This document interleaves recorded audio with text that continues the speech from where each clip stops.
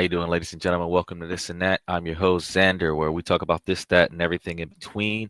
I appreciate you guys joining me for this special release. We had a little bit of an issue earlier today, and I just wasn't into it. I had to end the show early, but I felt like the show must go on, so I had to dive back in and re-release the show. So keeping it short, make sure that you guys like and subscribe, join a membership. And for those of you that are following us on YouTube, Twitch, and Twitter, make sure that you guys click this link if you want to get in here and say what you want to say. And then you can approve the mic, approve the camera, and be in here in real time once we confirm that you are above the age of 18, because we adult only podcast. You guys can be in the comment section if you're not grown yet, but if you are trying to be up here, you're going to be an adult or above. So the other issue we have, not really an issue, it's just like a thing, is that if you have any questions or comments, we're going to ask that you keep them a bit positive. We have had in the past a couple of people that were a little less than savory with dialogue in the comment section. We do have quite a few people that are willing to mod out and shut that down. So just note that shenanigans are not necessarily going to be as accepted going forward. But beyond that, just really enjoy the podcast. Now, running it a second time, I want you guys to, if you have any special likes or special things, or donate something to the podcast, you can do so by clicking the buttons above the comment section. Should be down below or on your cell phone off to the right. Otherwise, join me as we dive into the world of American Express and the challenges that they hold. So I'm going to go through all the information myself as to why these credit card holders are running from American Express. American Express is one of the most iconic financial brands and has been a staple in many people's wallets, because my wallet as well, for decades. But lately, it seems like the company is facing a major challenge retaining its cardholders. So news has been circulating about the companies struggling to keep the customers, and it's gotten a lot of people wondering what's going on. So when we talk about this, we had to take a closer look and go deeper into the subject, because I've noticed that a lot of people have come across my podcast complaining about getting in on. Oh, hey, bro, what's going on? Yes, definitely. Uh, I was here earlier, man. I had did a 48-hour day, and then I was like, I can't air the day that I want to air at that time. So I was like, oh, I'm gonna have to tap out and get back in it. But I feel like if I don't feel complete if I have not gone on air with all the research that I've done for you guys. So I try my best to come in and make sure that I fulfill you guys with the new information, because I still have to put up the other shows for apparently next week. I was supposed to get them done later this week, but I'm going to have to put them up for next week. But definitely make sure that you guys enjoy the podcast. And if you got any questions or comments, feel free to throw them into the comment section. Yeah, it's been a wild ride. It has. So carrying on, when we take a closer look, it's starting to become clear about American Express. Ooh, pausing on American Express, and let's see what's going on with this question over here. You are on the USC, and you are traveling to the Rose Bowl Saturday. All right. You're going against UCLA. You're going to beat this team. Are you going to beat this team? Name is Jordan Maivia. Look me up. I'm starting quarterback. Hey, so Jordan, special shout out for this and that. I want to say I hope you win. If you're out there trying to get out there and go to the pros from college, UCLA is supposed to be fighting against the USC Trojans. So, hey, you bring your A game and you make sure that you're a team player and you support your team. You should be able to see a very successful turnabout. See, I like special requests like this. So special shout out to the UCLA football team and their away game. So hopefully you guys, and that's going to be on Saturday. So that's day after tomorrow or day after today, because today right now it's after midnight. So after today, tomorrow night, they should have the game. So hopefully you guys are able to get out there and make it do what it do. As a star quarterback, I understand you guys have a lot of pressure on your plate. So I always encourage you to make sure that really um, you really keep a cool head and a lot like what I had to endure earlier. You don't let the stress overwhelm you and try to make sure that you are able to get in there in a uh uh into a Phew, I lost my train of thought because I'm over here reading. Vera says hello, so I have to give a special hi to Vera. But what I was trying to say was, Jordan, make sure that you don't let yourself end up in a situation where you're overly stressed, where you're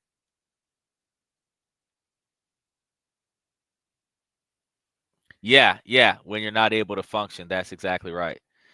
So he says, true, no reason to panic if you can't do nothing at the moment. Well, you also, when you're in the pocket and the situation looks tough, you also want to make sure that you're not um, folding on your position and still being able to accomplish your agenda or completing the play, making the pass, or making the run, even when the situation doesn't work the way you want it to work. Don't get frustrated because getting frustrated causes you to lose focus. So you want to stay focused on the objective. One of the ways Tom Brady was able to make himself look as good as he did was because he maintained his composure no matter the pressure. Now, clearly that didn't work for him on the Buccaneers, but for the Patriots, it worked for him for a long period of time. Uh, Hoover. It's the Snoop Dogg, brother Snoop Log. How you doing? I appreciate you. I appreciate you. Thank you very much. Thank you very much. Back back to the top of the hour. So, since American Express is facing some stiff competition from other credit card companies like Citibank, Capital One, and a few others, one thing we've been doing is we've been trying to investigate heavily in the rewards programs that these companies are talking about doing, which is making them more attractive to consumers. On top of that, uh, fintech startups like Affirm and Klarna are changing the way people think about credit and paying for things because they got a lot of people that are doing working capital stuff and stuff to that effect. So it's a crowded marketplace already, and American Express is struggling to stand out. So before I go into the major competitors that American Express has, he says, oh yeah, oh hey, I really appreciate it, man. You stay up as well. I got to tell you, I'm here 7 nights a week. I make it work one way or another. Usually I'm here earlier in the night, 9 Eastern, 8 Central, 5 Pacific. But I was under the weather earlier. I just could not finish the podcast, but I could not let the podcast go without getting done. So what I had to do was I had to make sure that I did the podcast again. So now here I am at almost 2 a.m. Eastern, uh, 1 a.m. Central. What is it? I don't know, like 11 a.m. or 11 p.m. I don't know. I'm on some off kilter time, so I had to get it. I had to get through it. I had to get through it. So I appreciate you, Hoover. Make sure that you like and subscribe, and hopefully you can dive in again tomorrow night. We are here a little bit earlier in the night usually, but today I had to do this particular podcast because the reason why I do these types of podcasts when I talk about business and finance, it actually leads to something else that leads to something that actually does happen. And then when we have a discussion about what's going down, like you're like, whoa, he talked about that like a few weeks ago, a couple months ago, when there's a change in the market, where there's a change in the politics, when there's a change in our economy. And if we don't prepare for change, then we're not going to be able to make change. So uh, I just set us up for some of the things that's going to be happening real soon. And then when these things start coming into play, because starting January 1st, we're going to start dealing with a whole new team of people that's going to be making decisions that they weren't making these kinds of decisions back in the day. So if we're not ready for it, you know, there's we just got to ride the wave because the moment passed. But I really appreciate you, man. You make sure that you stay up on your way out tonight. So some of the major competitors that American Express has to experience is Visa. Visa is a leading global payment technology company that facilitates digital payments. It does not issue cards directly, but partners will bank with financial institutions to offer Visa branded cards and debit cards. So notice Visa is one of the most popularly used styles of cards, but you don't actually have a Visa bank account. You actually have uh way too incoming. Hey, what's going on, buddy?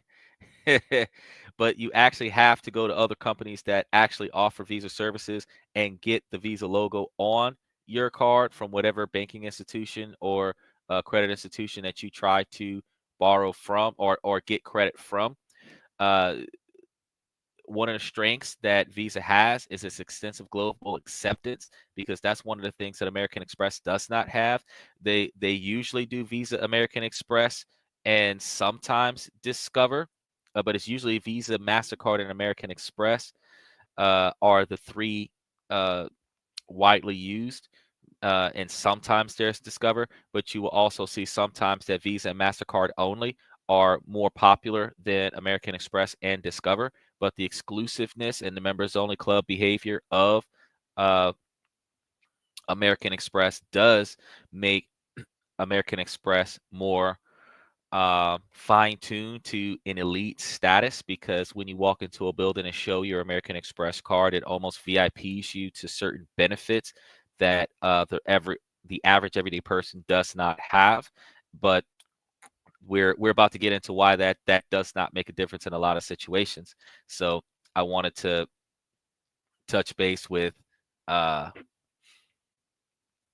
some of these issues, like for example, since they have that broad range of options, including traveling rewards and cash back, a lot of people are using the frequent flyer miles, the hotel perks, rollover points, stuff to that effect, that allows them to become more feasible.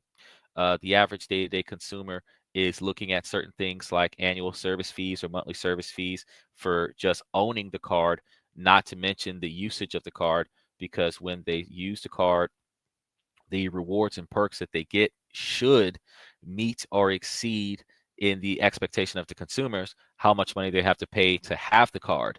Uh, and any service fees for usage of the card should uh, be beneath the benefits of the services that are being provided by the card, or the accessibility that you get from having the card. So if you're going to be like paying monthly to use the card, and you're able to go places where you normally wouldn't be able to go if you didn't have the card, then it makes it worthwhile if you're able to make it to these locations. But if you're paying monthly on a card that you never use, it's a waste of money. Also, if you have annual payments, that you can't break those annual payments up into monthly payments, and the annual payments are high, uh, you have to have, one, a high enough limit on your card to be able to handle that particular monthly payment. And then two, if that monthly payment, if that annual payment is going to linger on your account, you have to offset the annual payment that's going to be applied to your balance, and make those monthly payments throughout the year. Uh, I gotta say, it in a way, when you think about it, if they're gonna hit it for the amount that they hit it for, and I'm gonna be talking to you guys about that amount in just a moment, but if they're gonna hit it for the amount that they're gonna hit it for, and you're gonna make that minimum or a little bit above minimum monthly payment on the card, you probably could devise that up where you're paying a certain quantity of money, certain quantity of money per month every month that equivals that particular amount, because they're going to bill the credit card for the monthly service fees they're not going to bill you separately from the monthly service fees on a credit card, but you have to make those payments. So it's going to linger on your account depending on your interest rates. Those interest rates are going to give them the profits that they're going to have. So even if you keep your credit card at a zero balance, your monthly service fees are going to keep you from having a zero balance.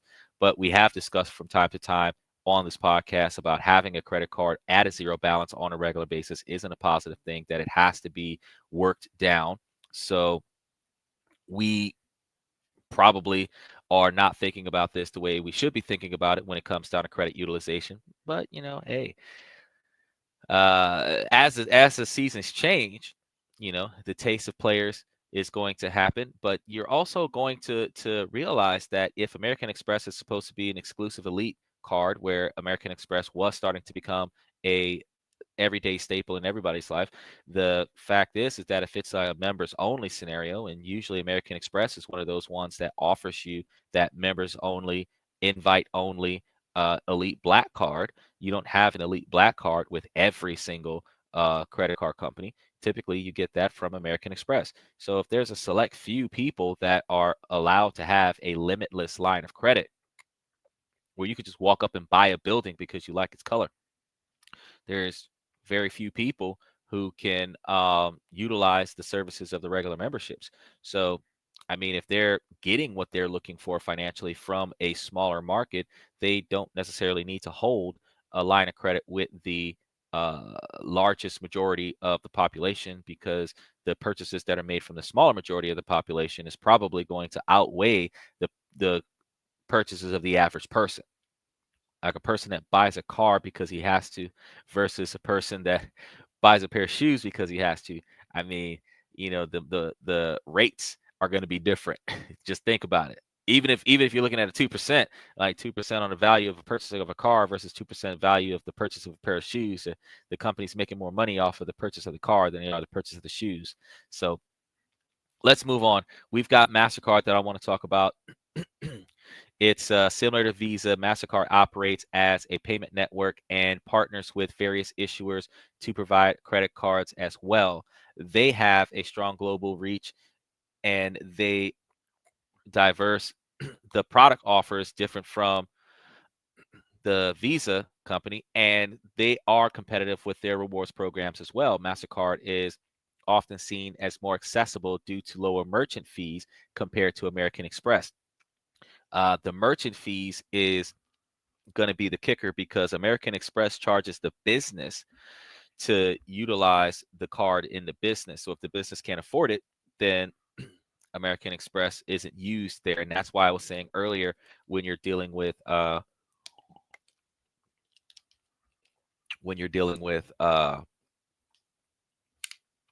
places that does not have a American Express acceptance, but it does have Visa and MasterCard. Now, Chase is JP Morgan Chase, and Chase is one of those largest credit card issuers in the U.S. They actually issue the credit cards, but they also partner with Visa at times, and they have that Visa logo on a Chase card. So the U.S. offering a wide range of credit cards, including the travel rewards and credit back options, and strengths such as popular products like the Chase Sapphire Reserve and the Chase Freedom Unlimited, which provides a robust quantity of rewards programs that compete directly with American Express premium offers.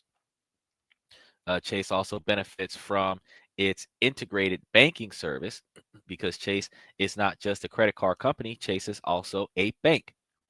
So they actually are probably more competitive with American Express than Visa and MasterCard.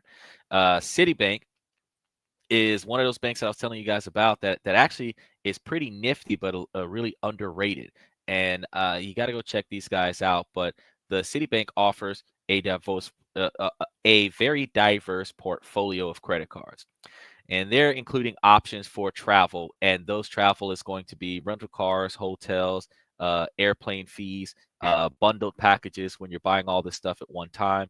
And then they're going to be giving you a point system that allows you to get massive discounts towards new rental cars, more hotels, and additional airplane tickets. They have options for cash back, as well as low interest rates, which is something that a lot of people have been looking towards. They have an attractive rewards program and a strong global presence, making Citi a formidable competitor. And cards like Citi Premier card are designed to appeal to both casual users and frequent users, and that's gonna the frequent travelers and the people who very rarely use the card. The difference between the types of cards that they offer can give you a frequent flyer points, but also give you like the 1% or 5% cash back for certain purchases at select locations, which actually is a marketing strategy to redirect consumers to certain things so that they can get certain points. You'll go to a certain gas station to get gas because you'll get points back when the other gas station across the street is just as good. Typically, when you're trying to get gas, you're trying to get the cheapest quantity of gas, so or the cheapest value of gas. And then when you're looking at, well, the guys across the street are cheaper, you go to the guys across the street when that kind of leads you to, in some situations, lower quality gas. But I've noticed that everybody's trying to save a buck, or we're trying to save a buck because we're not making our money make money for us. So until we start getting to that level, we have to understand that every penny counts. So we have, real quick before I get into Discover, you came back to you came back to the main account, dude. You're so cool, guys. Seem like a cool guy to have a conversation with. Yeah, I'm definitely uh worth having a conversation with on a regular basis.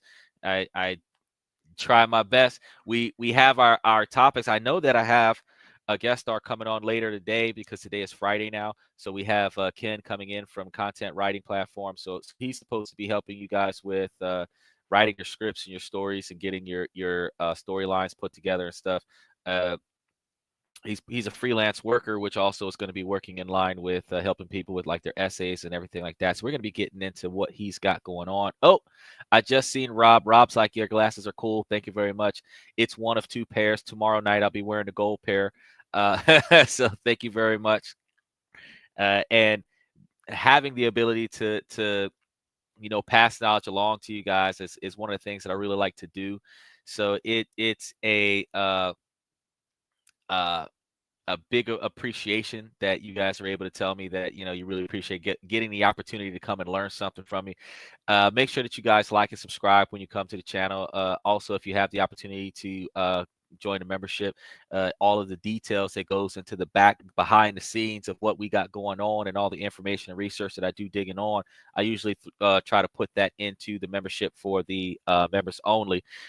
And any insider conversations that we have, I typically have those with the members only as well. But I do have a few financial questions that fell into the comments yesterday, and I haven't had a chance to respond. So after the show today, I'm going to try to make sure that I respond. But I have a contract that I have to fulfill in 5 hours or 4 hours. So I want to make sure that I go through the podcast and get to some of those answers and then get to that contract on time. So I'm like, I'm going to make it. I'm going to make it. So I really appreciate that, you guys. Discover is one of those other cards that I told you that's not as widely used, but it is accepted in a lot of places. Discover is known for its cashback rewards programs and customer service.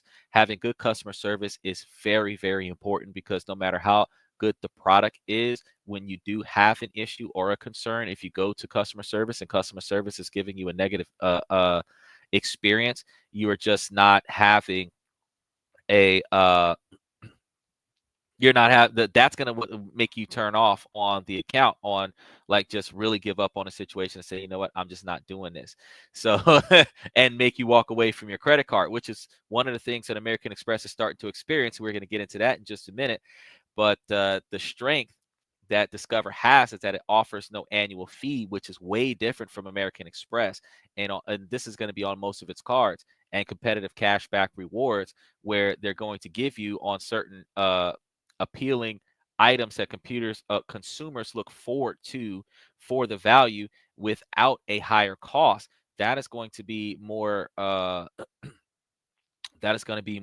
widely used for the average individual, but Discover is not in as many places as Visa and MasterCard, and not in as many exclusive areas as maybe Chase and American Express. So Discover is not always the go-to. Now, Capital One, as we mentioned about Capital One earlier, Capital One has rapidly grown in the credit card space, offering a variety of cards tailored to different consumer needs. But Capital One has risen in the consumer market based on uh, the fact that most of the people that grab Capital One are rebuilding credit or building credit for the first time and looking towards uh, trying to get their foot in the door on credit. So you want to understand that the strength that credit Capital One has, because they have a lot of stuff for bad credit individuals, and bad credit is not actually bad credit. It's just like a 650 or something like that, or 625, something like that. Because bad credit is no credit. Bad credit is like 500, 585. But if you're like between the 600 and the 650, it's very low credit, but they consider it bad credit or unstable credit. Over 650 is going to be something that they're going to be more pleasant towards, even in business. And Capital One kind of gets you over that hurdle if you work with a lot of their programs. So they're known for is straightforward cashback programs and no foreign transaction fees, because Capital One can be in multiple countries. And Capital One is going to compete effectively with American Express offers as a result of that. So before I go into Bay Claire's, I want to say what's going on, Christopher. Uh, he wants to tell me that he don't want to hear it. Well, bro, you came onto my podcast and you don't want to hear us talk about money. You don't want to hear about us talk about business and finance. Uh, then you can go somewhere else. Avery, he said, can you shout out to my uh country? Well, what's up? He wants to say special thanks from his country. Oh, since he wants me to shout out to his country, let's go ahead and start doing that. So real quick, I want to give a special thanks to those countries that have been watching us for quite a while. So North Korea, big ups. Don't worry, I got you.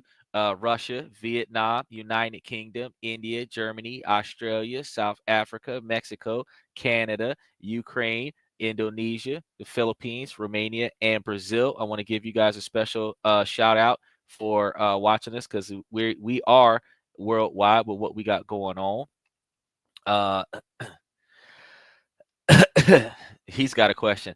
And I just want to make sure that I let you guys know that I really appreciate you guys. I see y'all coming in onto the podcast from all over the place. I checked the data. I'm like, wow, I'm being watched in like this really small city in Nagano. I'm like, what?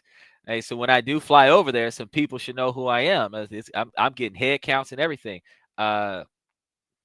It's actually really crazy. I also want to, while I'm doing that, before I answer that question, I want to go ahead and say, wait, do we have another one up here? We do have another one up here. There it is. Special shout out to a couple of the most dominant states in the United States that's been watching us. Illinois, New York, Florida, California, Texas. I didn't put Georgia back up there, but Georgia's in there as well. And North Carolina, some of the top 10, inside of the top 10 states that's been watching us. And I want to say I really appreciate you guys throwing us those thumbs up, and just continue to like and subscribe, and make sure that you continue to follow us, because you're going to learn something from us that you're probably going to benefit from. So I definitely want to make sure that you guys get the information, and then whatever you do with it, you do with it. But what I'm going to do with it is I'm going to invest in some things that's going to give me some money that I'm going to be able to spend doing some things that most people aren't going to be able to do because they can't afford that. So we have living on the reef. Oh, living on the reef. Okay. Woo. So he says, how we feeling about banking and financial companies coming up with these next 4 years? What do you mean by that? You want to know how do the banks feel about the next 4 years? Because with the interest rates going down, the banks are going to be putting out more loans. The banks are going to start making more money because they're going to have more people borrowing stuff. And every time you make a monthly payment on something, the banks make money. So the bank makes money off of handing out money and getting money back. But when they have less people asking for money, they have less abilities to give out loans, which means that they have to raise the price of the interest rate so that they can get the quantity of profit that they're expecting to have. So if you're dealing with the next 4 years of banking for the bankers, yeah, it's going to be sweet.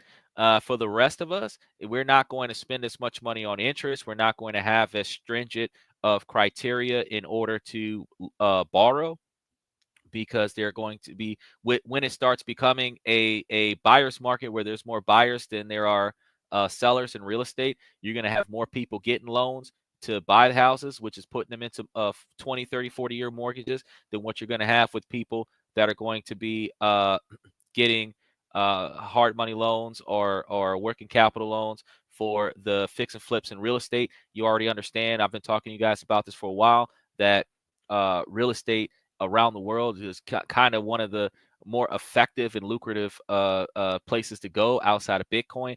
And because you're able to do the exact same stuff in different countries, you just have to do it in a different way because of the laws and rules in each country. If you're buying and selling or buying and holding, the results of the payout is going to be somewhat the same. If you're going into low income housing neighborhoods and you're setting things up where you can have multiple tenants in a regulated income stream, you're able to have that regulated income stream to give you more money overall, where you benefit when other people would be trying to make that big dollar off of a one-time hit. You would be making a lot of smaller quantities of money over an extended period of time, which will last you a lot longer than that one big hit. So I'm thinking that the next 4 years, which is one of the reasons why I've been spending a lot of time over the last month or so talking about business and finance. I've been understanding and accepting the fact that the next 4 years is going to be, and it probably going to be more than the next 4 years, but the next 4 years is going to be about making that money make money for you. So when it comes down to banking and financial companies, those of us that have that extra capital on hand, we should probably start looking into becoming one of those banking and financial companies. And all it takes is for us to know what to do, fix and flip the money, and then establish ourselves the ability to create a bank and start making money off of investing in people, where they're going to buy and sell and lend and borrow and everything like that. Because you can create a banking institution, you can get a FDIC approvals, and you got to get the word out and get people to find out that your bank exists, and then find a way to make your bank more feasible to other companies that will utilize your brand to get your brand out there. But when you start thinking about uh, banks like Barclays. I didn't even know anything about Barclays, but you can find more financial institutions, because there's over 8,000 of them in the United States alone, and you'll be able to see whether they are credit unions or banking institutions. You will see that there's rising financial institutions and falling financial institutions on an annual basis. You just got to make sure that you put your money in one that is stable. Do a little bit of history on it, see how long it's been around, see what the market looks like for that particular one, and then put your money in there and see what happens. But let's go ahead and double check with Barclays, because Barclays is also competing with American Express, and Barclays operates through its Barclaycard division, providing various credit card products, and they're offering innovative features such as contactless payments and robust fraud protection, appealing to tech-savvy customers, which means they're going to be more of a online purchasing option. But one of the things is that e-commerce is starting to become a big thing. So having some of these credit cards that are catering to the new market trends, while they may not be as popular as the archaic American Express, they will become as popular, if not more popular, if you don't have people who are dealing with um, in-person purchases as often as you have people that are dealing with more online or pay by phone or stuff like that. And I say pay by phone because you have the Samsung wallet, you have the Apple Wallet, and then you have the Google Wallet. So there's wallets for where it's a digital wallet where you keep all of your credit cards information stored onto your cell phone device. And as long as you have a secure network on your cell phone, somebody can't pass by and copy your cell phone and have all of your credit cards and clean out all of your accounts. Old school, we would just have one or two of the cards that we plan on using when we go wherever it is that we're going. We would have those cards in our wallet, and all the rest of those cards would be at the house in a safe with whatever emergency funds that we plan on utilizing in case of an emergency. But only the cards we plan on using would be the ones that we would have in our pocket, and all the rest of the cards would be somewhere else.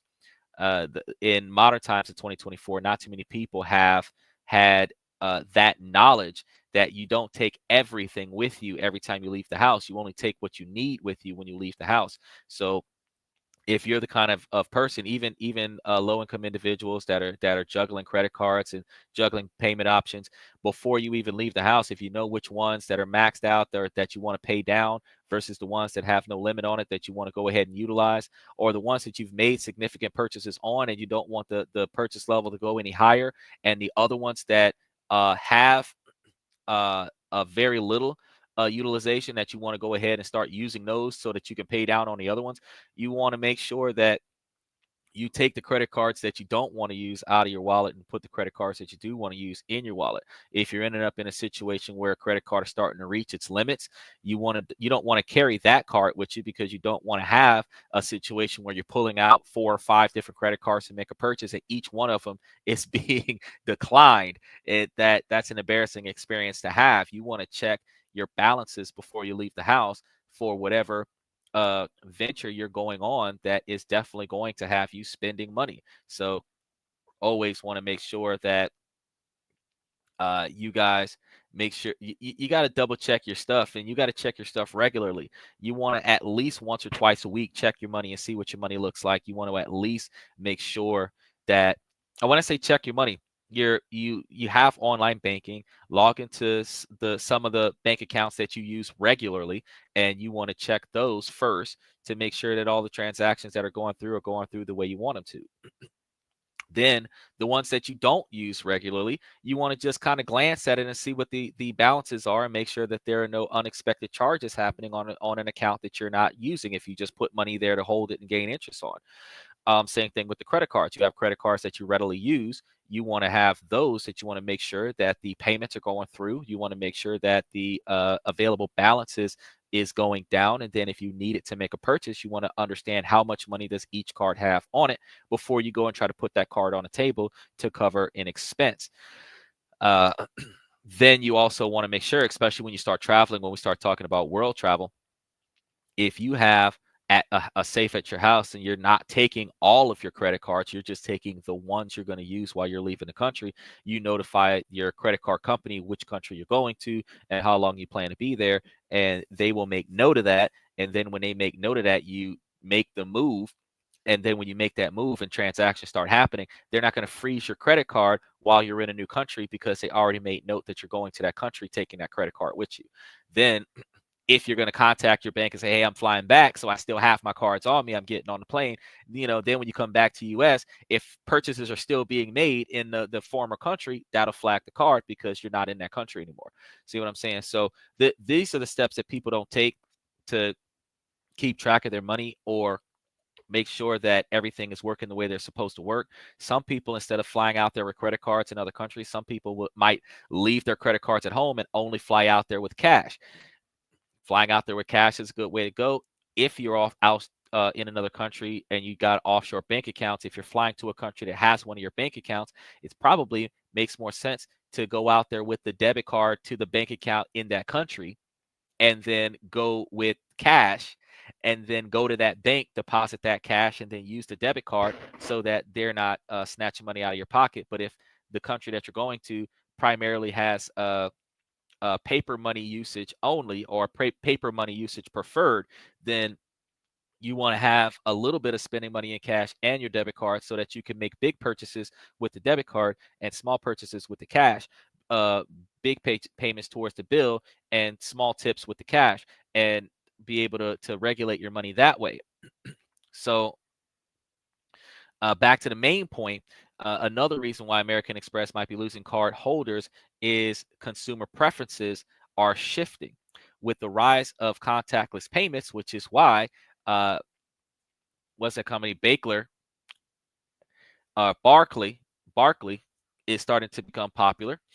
Uh, you're looking at the ad to the growing demand of personalized and flexible financial products is clear that American Express needs to adapt to the changing times if they want to be relevant to a larger market area. But when you think about the personalized and flexible financial products, you're thinking about the catering to the more high risk consumer, the person with the lower credit score, the person with the bankruptcies, with the foreclosures, the individuals with the late payments, the individuals with high utilization. You're looking at flexibility in individuals who can't afford to pay the monthly premium, so they want to have no annual service fees, and they still want to have cash back, and they still want to have points to use to give them discounts on stuff, but they don't want to pay premiums. So these types of flexibilities, because they either just don't or they really can't afford to pay those premiums, you gotta pay the cost to be the boss. So you got to pay for exclusivity, and if you're not able to afford exclusivity, then you're not exclusive. So they don't really think about that. But a lot of the other credit card companies that are trying to cater to the bottom 99% are going to uh, do more for the average individual, and that personalization of flexibility with financial products does meet the needs of more individuals. Now, American Express has always been one of those elite style company cards or elite style cards for individuals, but primarily businesses.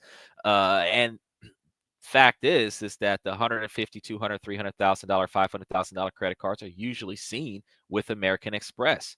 It's not something that you see with all of the other credit cards on a regular basis. It's not that they don't do it. It's just that it's not as popular as American Express, having very, very high quarter million, half million, $1 million or more credit lines.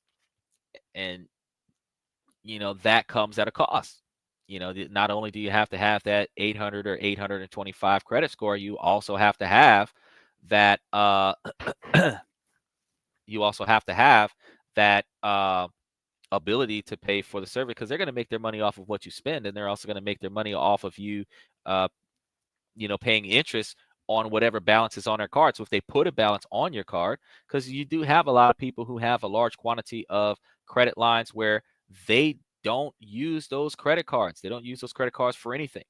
They just get those lines of credit to give themselves good credit history and good credit utilization. So I mean, if you're just getting this $500,000 card for the sake of having $500,000 credit limit, pay for that. You got to pay to use it. You got to pay to have it show up on your credit card. People don't think about that service fee. That's why it's on your credit score. It's because you're paying for it. The bank doesn't make money off of doing favors for people. The bank makes money off of what you spend. So you got to spend money on something. Now, the company's premium focus may also be working against it, because American Express has traditionally been positioned as a high end brand, as I've been explaining to you guys. But with the rise of more affordable credit cards with similar benefits, that a premium image may be alienating some customers. But if it's supposed to be premium, it is not supposed to be common. And that's some of the things that a lot of people aren't paying attention to, is that if it is supposed to be a premium or elite status, rare members only style scenario, the fact that American Express does not cater to everybody means that everybody doesn't have one. So the exclusiveness of seeing an American Express card in somebody's hand when they go to make a purchase actually shows a whole lot more status by design, because now you're putting it, when you put an Amex card down on a table, they know you got money, because that's what American Express represents, because you've got to be a premium line of credit in order to be able to get approved for a American Express credit card. It's a delicate balance to strike, I'm going to be honest with you. And it seems like American Express might be struggling to find its footing, or they're deliberately pushing out the less favorable consumers And by pushing them away, they're able to take less losses on the catering to the lower tier credit lines, because usually you're supposed to have at least a 680 or a 700 to get an American Express. But when you start dealing with credit building credit cards and uh, no fees on top of money back, where they're basically paying you to use the card, that it doesn't look like you're really um, striking the iron towards the type of consumer that can afford to pay for elite status lines of credit. The everyday person cannot afford elite style lines of credit. So American Express currently market, and they have this really interesting position, uh, is going to be something worth examining. But while the company has made efforts to improve customer satisfaction, its scores are still lagging behind those of its competitors. And let's us not forget about those fees. I've been trying to avoid those fees on the show so far, but now I want you guys to listen to these fees. American Express is known for having some of the highest fees in the industry, which can be a major turnoff for consumers. You can't afford to be here, don't come. And on the benefits side, the company has been investing in new perks. And this is going to be one of those situations that nobody actually really thought about. Uber credits. They're offering Uber credits along with airline lounge access. But are these enough to make up for the higher costs? Well, that depends. How much am I using in Uber and how much perks are you giving me? Are you giving me free rides with Uber, or are you giving me like 50 to 75% off with Uber? Because if you have an Uber account and you have the membership, I do believe it's a $10 per month membership for the premium members for Uber, but they give you Uber credits, which I've noticed they charge a little bit more for the membership, but then they take the amount of money that they charge and then they offset it, and you collect points to have up to 50% off on some rides. They have I've used the Uber uh, the Uber Premium, and they're offering right now. I should be an affiliate. I'm telling you, they're offering right now the ability to have. Um, the as much as like the free rides with Uber, but the perks are up to 50% of the value of the Uber ride, and then the premiums, they're offering 6 months. That's what I was getting at. They were offering 6 months of Uber Premium before you start paying the $10 a month, and they may even have an annual membership where you might have to pay like $100 for the year, and it technically it is it worth it? Well, if you're getting an Uber on a regular basis, yeah, it can be worth it. If you can accumulate $10 worth of Uber credits that month, offsetting the $10 a month that you're paying for the Uber Premium, then yeah, it's worth it. But for the sake of, if you have a credit card, that the premiums of American Express is pretty high, and we're going to be getting to that. I do believe it's anywhere between $350 and $650, where you would ultimately be paying about $50 to $60 a month on the credit card balance. If they hit you with the annual membership and then you just start making monthly payments on that, then you basically be paying $65 a month, or a little bit more than that when you start thinking about the interest as well. And it would be crazy to say that you can make $65 of cash back on the Uber situation. He's got I love that. I'm talking about banks and credit cards, and you want to know about the top three cheeses. Uh, it's entertaining to see. So he wants to know about the top three cheeses. So I can tell you, cheese man, uh, Swiss, provolone, cheddar should be up there at the top three.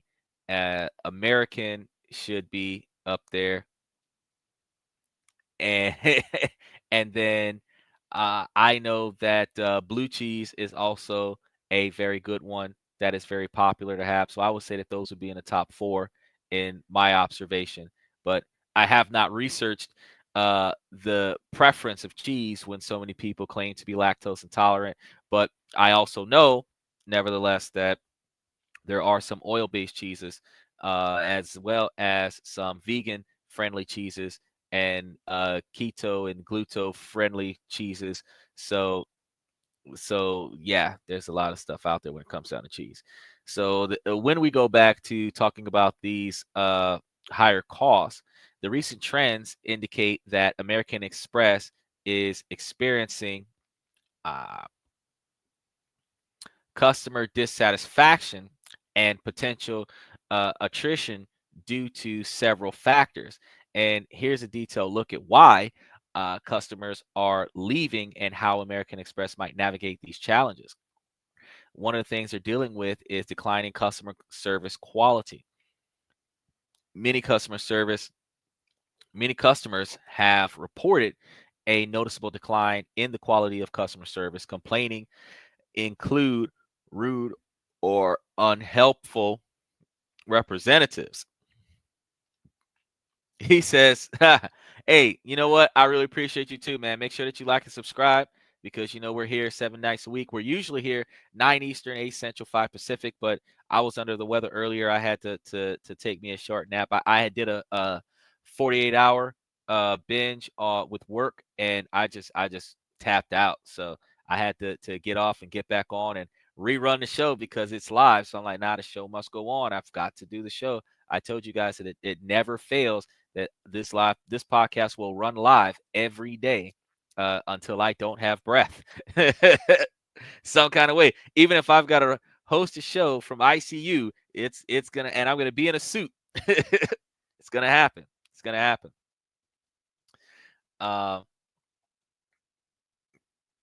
so the complaints, like I said before, are including rude or unhelpful representatives. I've experienced this in a lot of places. Inconsistent information, where one person will tell you that you're allowed to do something, and another person will turn around and tell you that you can't. One person will tell you that you're entitled to receive certain benefits, services, and privileges, and another person will tell you, well, that person misinformed you, so we're not giving you that. And your actions and decision making is hinging upon the information that you receive from the prior person, and now the secondary person is not honoring that, which in a way is a breach of advertisement. Because if you're telling me that your company will do certain things if I do certain things and then I meet those expectations, you're in a situation where it just it doesn't work for you when they're not willing to honor what you were told, which ultimately puts you into a position where you have to record the calls when you're talking to customer care. They're recording the line also. So the fact is that you have to record the calls and then convert it to text and then read it back to them and be like, okay, this is what happened, and they did not do what they said they were supposed to do. So I got transcripts. That's how you're able to iron things out. But in addition to that,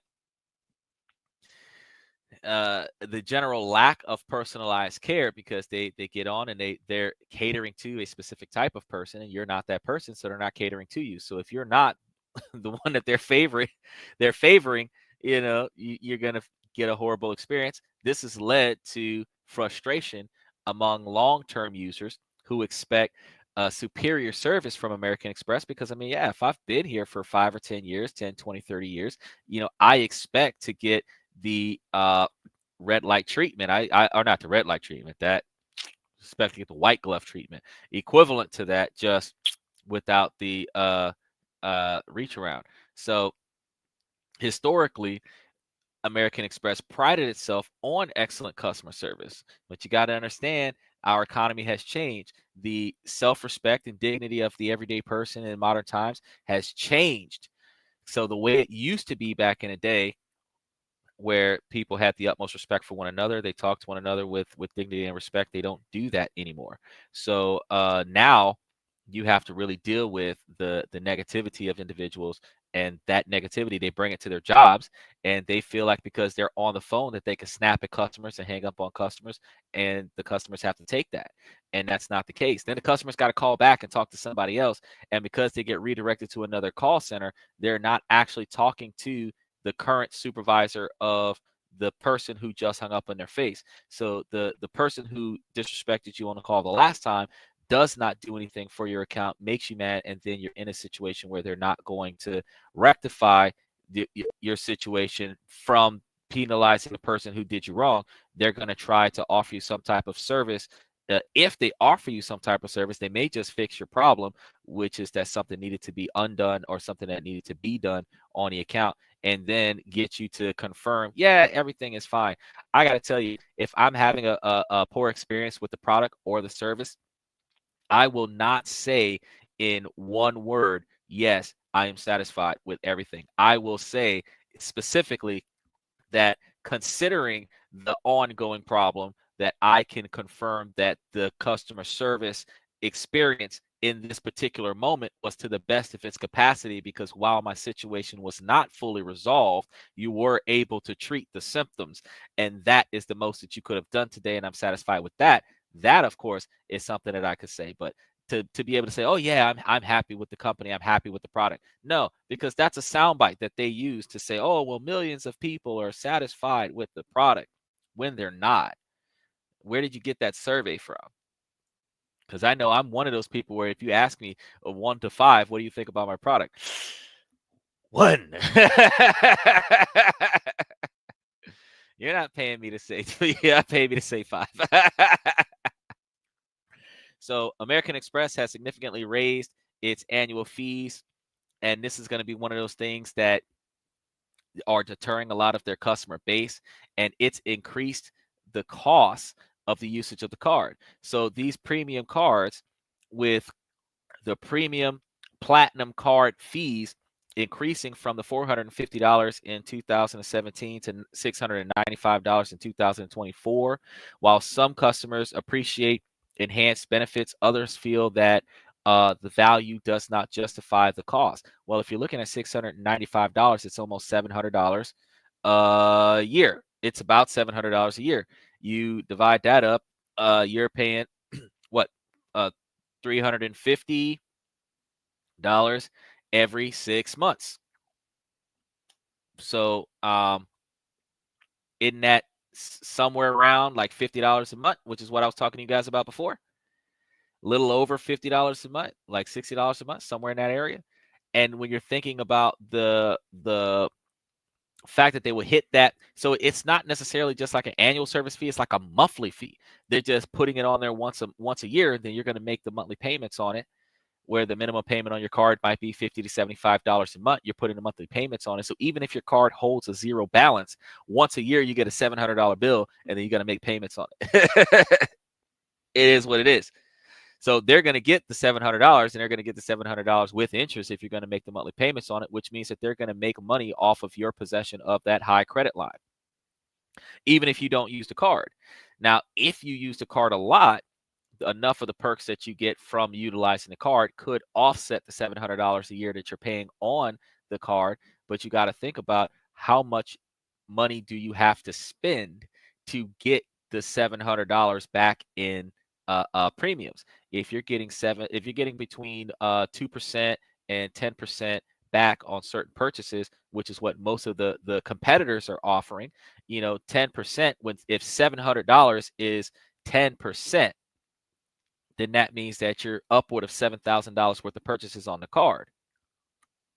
But you're also thinking about, out of the year, if you're getting like 1 or 2%, 1 or 2% would mean that for every $70,000, you get back $700. So if you're spending $70,000 a year on your credit card, then you're probably not going to be affected by the $700, because whatever it is that you pay for could be offsetting the cost of the card. So say, for example, you're a frequent flyer, you're traveling day to day, and you're buying all these plane tickets. the amount of money that you're getting off of those plane tickets, you might get one $750 plane ticket for free. There you go. And that offsets the fact that you got to get a credit card company $700. You could be spending $70,000 on rides, but if you're spending $70,000 on rides, you got to be making more than $70,000. So look at the dynamic here. While some customers appreciate the enhanced benefits, others feel that the value does not justify the cost, and especially if the service quality is perceived to be declining. So the change in benefits, that's going to be something that's going to negatively impact the consumer by far. So recent changes to benefits such as restrictions on lounge access for certain card holders have frustrated users who felt that American Express is reducing perks while increasing costs. It depends on what lounge perks you were benefiting from, because if you were dealing with open bar, free open bar, and free open bar is costing American Express more money and they're shutting that stuff down, hey, you're not going to drink $800 worth of alcohol on my tab thinking that, oh, I'm gonna drink $2,000 worth of alcohol to make up for the $700 worth of money I got to pay on this credit card. That's going to put the credit card company in the hole. So they're going to do away with abusive behavior.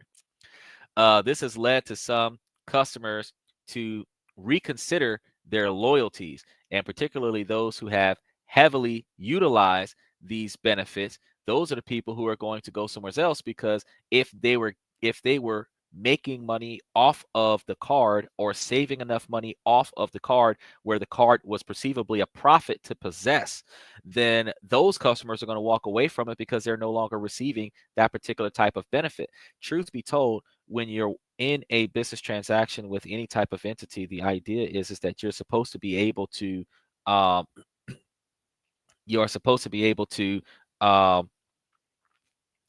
break even. That's what you're supposed to be able to do, because you're receiving the service. You're supposed to be able to break even. So there isn't a situation where you're supposed to profit from the service that you're receiving unless you have some sort of 60-40 thing where you're supposed to get a profit back. But if you're just supposed to pay for the service and you're breaking even on a service, that's pretty much all that you should be expecting from a credit card or a banking institution. But not a lot of people are feeling that way, which is why they're running away from American Express. Outsourcing of customer support is becoming a common thing, but American Express is being negatively impacted by that. T-Mobile outsources its customer support, and I've experienced myself that customer support is also involved in the Philippines. So depending on the time of day, in order for them to maintain the 24 hours a day, 7 days a week with no days off scenario, some customers are routed to the Philippines, and the Philippines are more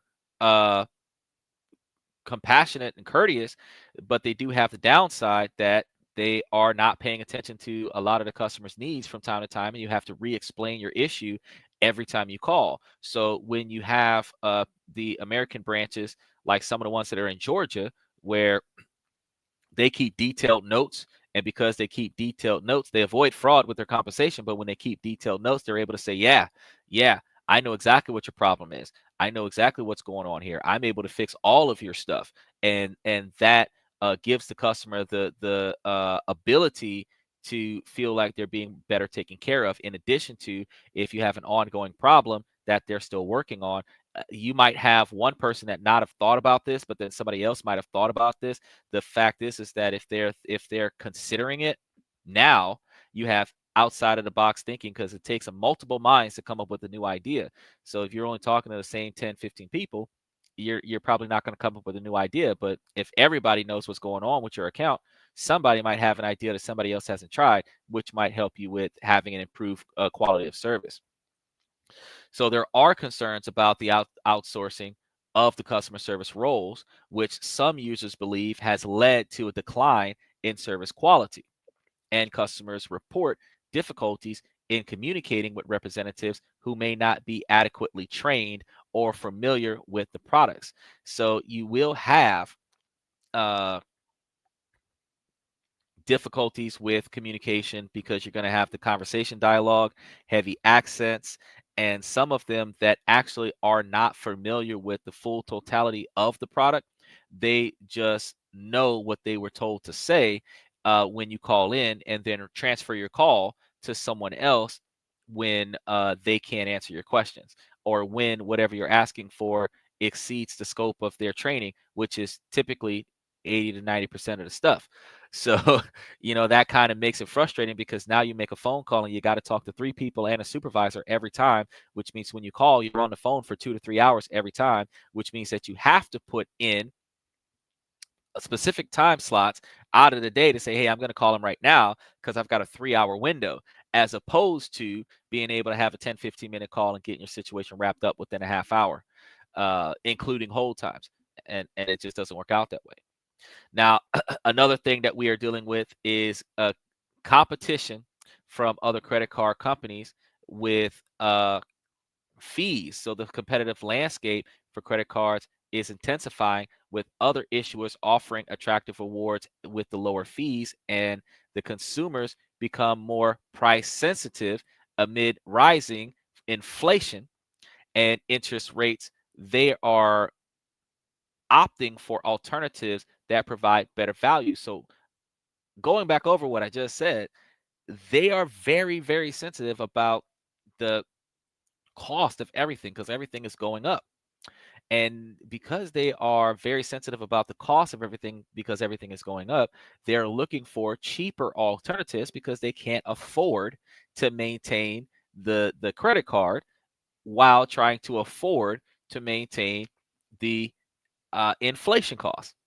So, digging deeper, we can see that American Express customers' uh, retention rates have been steadily declining over the past few years. And this is a major warning sign for the company. And it's clear that something needs to change. One potential turning point could be the company's recent focus on digital transformations, which aims to make its products more user friendly and accessible. What that means is that it's going to be more automated. That way you don't have to deal with the customer service. You don't have to deal with the real person that has a bad attitude. It's not the company, it's America. People have bad attitudes. We just got to deal with that. But will this be enough to stem the tide of departing cardholders? No. But what it will do is it'll open a door for an incentivized application process, which will allow American Express to change the dynamics of what they're looking for. And then you'll be able to get approved for a credit card a lot less stringently, because they're trying to maintain their customer base. So if you're willing to pay the cost, they're probably going to slide you on in there if you're right at the cusp of denial, but all you need is that little oomph to get up there. They might put extra effort to get you over the hurdle, where back in the day, if you did not exceed the expectations, you were denied. Nowadays, because so many people are walking away from American Express, if you can meet that criteria, they'll probably slide you right in. Another significant development is companies' swift switch towards more exclusive invite-only products. One of the reasons why the company is shifting to these exclusive invite only products is because, instead of guaranteeing everybody certain stuff just because they're card holders, only the people who are maintaining their credit cards the way the credit card company would expect it to be maintained will receive benefits that everybody else isn't receiving. So if you are a enhanced user, if you are maintaining proper credit rates, if you are keeping your payments on time or early, then they're going to give you more perks and more benefits that uh, everybody can apply for that. So, for example, the unlimited line of credit, it's invite only. You have to meet a certain criteria. They're going to find that criteria by doing credit checks and background checks on an annual basis, or monitoring your utilizations and monitoring your account to determine that you qualify based on the amount of money that you spend and the value of the type of payments that you make. If you have to have a certain spending limit in order to qualify for a certain product, then they're going to invite you only when you spend this much money on a regular basis, because they make their money off of the transaction fees from the merchant, and they make their money off of the interest rates off of the consumer. Together, that's how they make their money. So if the top 1% is 355 million people, they don't need to have everybody on their card, like most of the other more popular cards that has 40 or 50% of the American population. They only need to have 1% of the population with an American Express card, and they're making $20,000 purchases on a monthly basis, where the rest of us are making $20,000 worth of purchases in a calendar year, and some of us are making $20,000 worth of purchase in 2 to 5 years. They want to make sure that the utilization of the card is happening on a regular basis to more justify the fact that these people are receiving all of these exclusive perks. But this could be a significant a sign that American Express is trying to reposition itself as a more premium elite brand. Nevertheless, it remains to be seen whether this will pay off. One thing is certain, though, American Express needs to make some serious changes. And if it wants to start retaining its cardholders, some of the things that it needs to start doing is targeting younger consumers. American Express is shifting its focus to attract younger generations. So the millennials and the Gen Zs, which will be individuals right now that are anywhere between 18 and 40 or 18 and 45, who are more willing to pay for the premium services. By enhancing its digital capabilities and marketing strategies amid the demographics, American Express hopes to rejuvenate its consumer base and drive growth. Investment in the customer is going to be something that they're going to need to change. So, to address declining service standards, American Express may need to invest in training programs for customer service representatives and improve its support system, ensuring consistent and high quality customer interactions is going to be very crucial for retaining existing customers and attracting new ones. Uh, Potentially, another benefit that they would have to look towards is enhancing the rewards programs. Continuing to innovate and enhance rewards offers can help maintain customers' loyalty by providing more valuable benefits that align with customer preferences, such as travel rewards or cash back options. American Express can differentiate itself from competitors.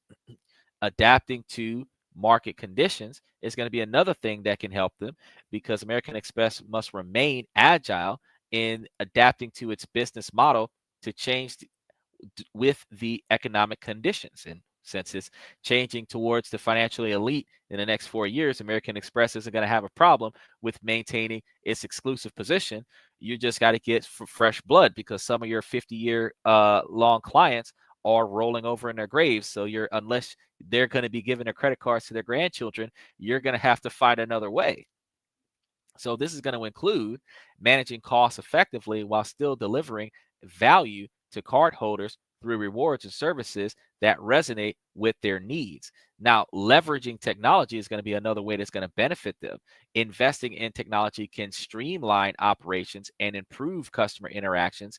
Enhancement in mobile apps and online services and AI-driven support could lead to more efficient customer experiences, making it easier for users to access assistance when needed, and also stem away from customers that have piss poor attitudes. So, when does it all change, and what does this expect? What do we expect to see for American Express?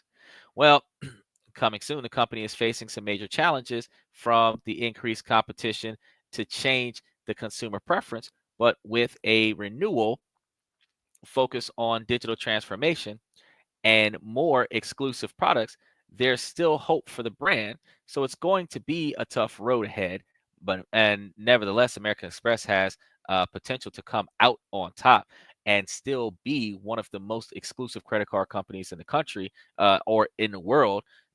American Express faces significant challenges in navigating the decline in customer satisfaction. And regardless of that, the rising competition and increased costs, they are still focused on improving the customer service. They're going to be targeting those younger customers and enhancing rewards coming soon, and leveraging the technology to give the customer a better experience. So American Express can work towards regaining trust and loyalty amongst cardholders, and the company's ability to adapt to these changes will be critical for its survival in competition financial landscape. Uh, that is all that I had for you guys about these credit card companies.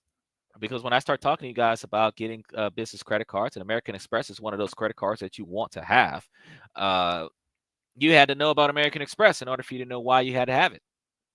And now that we understand what's going on with American Express, we can talk about what we should be doing and how we should be changing and innovating ourselves in order to be able to give us a better turnabout.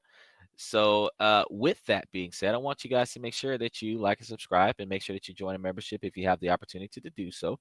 And if you've got some thoughts on American Express uh, or American Express's future, be sure to leave some comments down below. And if you want to learn more about those credit trends, be like some of the other commenters that I have to comment after the show in a few minutes and give them all of the answers to the questions that they ask. So make sure that you ask them questions.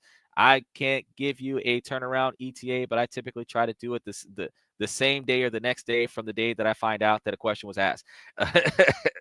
After I see that there's a question that's been asked, if it doesn't get lost in all the comments questions, and I come in there, I try to answer those questions. For the members have an exclusive ability to ask comments, and those members get pinged by the podcast, which gives you guys prioritized response. So since members get prioritized response, depending on the membership tier, you will be answered in the order in which you are prioritized from your membership tier. And then after the membership, then everyone else will get their response eventually. So I am still one person, and with the millions and millions and millions of fans that watch the podcast, I just want to tell you guys that I get to as many people as I can as fast as I can.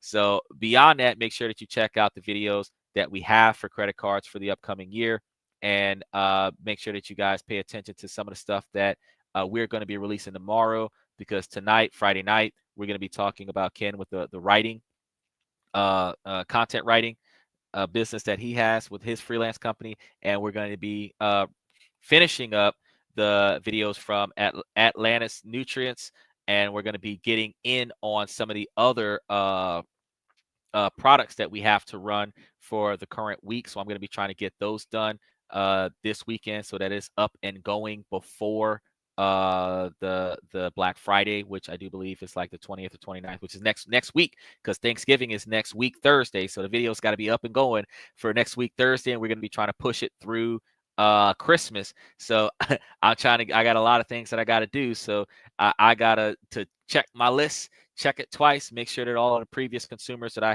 had contacted about branding gets got. So I got to talk to them, talk to you guys. I'm going to be bouncing back and forth for the next few days, but over this weekend, I should be able to catch up to the expectations of the masses.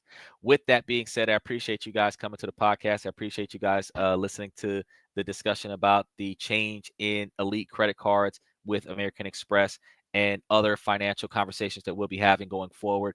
Make sure that you guys like and subscribe. And we are normally 9 Eastern, 8 Central, 5 Pacific. So make sure that you keep an eye out for that. We typically kick off a little bit after the hour, because we're still dealing with the internet issue with T-Mobile. But once we get that done, we're probably going to have to do a massive relocation. And once we get that done to a better network area for T-Mobile, where we're just going to relocate to a better area, then we'll be able to tee off at the correct timeline that we normally would hope to start off at.